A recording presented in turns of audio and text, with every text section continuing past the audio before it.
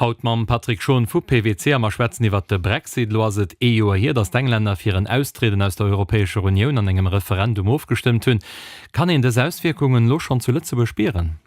Eger März op dieser Plätstung hunnech am enger Carte Blanche iwwer die méiglech Risiken op d'Ökonomie vun eisem Land geschwert, awer auch iwwer die méigle Chance.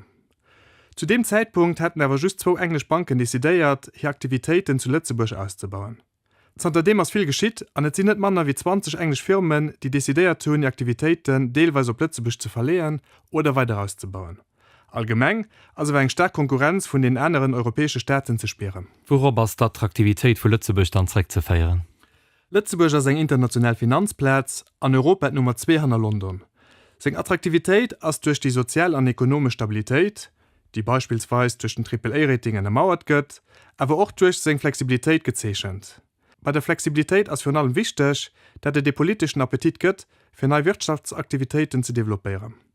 Und Vielsporig geht also in Avantage. Neben den offizielle Spruche Lützeburg Steiger Französisch, als Englisch eng wichtige Spruch am professionellen Umfeld. Der zielt für so munch englisch Firma für Lützeburg zu kommen, erkennt eventuell gegen die Land wie Frankreich schwätzen, die an der Lächt auch verstärkt versichern, englisch Firmen hauptsächlich über Steueravantagen unzulacklen. Ein weiterer Punkt ist die kontinuierliche Diversifikation vom Finanzsektor. Hier ist Fintech zu nennen, aber auch die geringen Finanzen, wo rezent neue Labels gegründet sind.